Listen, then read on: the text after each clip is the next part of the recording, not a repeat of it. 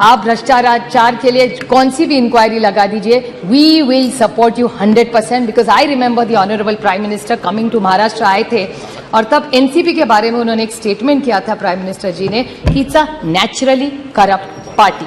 और उन्होंने 2 इंक्वायरी के बारे में कहा था, एक इरिगेशन स्कैम के बारे में और दूसरा एक बैंक के बारे में।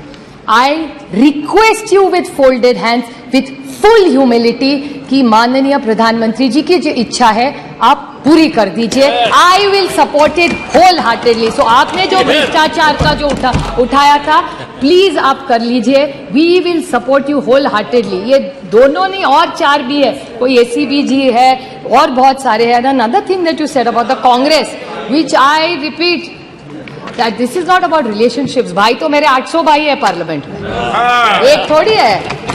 So my suggestion to you is there are many such cases which the honorable prime minister was very deeply pained by. So I understand his pain.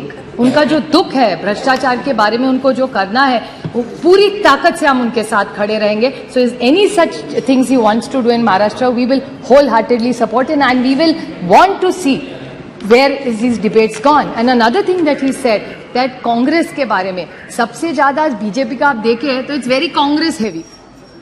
आज अगर आप महाराष्ट्र में या इधर यहाँ भी जब देखें ना, तब बीजेपी कांग्रेस के वाले पुराने एनसीपी पुराने वो आपके यहाँ हमारे से ज्यादा है। हमारे यहाँ नए लोग आ रहे हैं लेकिन आपके यहाँ ज्यादा है। So I think you really need to reinspect. जैसे 60 साल में आपने किया 60 साल में जिन्होंने जो किया ना, वो आप सारी वॉशिंग मशीन उस साइड में है, इस साइड में अभी कोई नहीं रहा। So we are very happy because we are completely with you, because we are mostly very honest, committed to the cause why we joined politics. Why did we all come to this temple of democracy?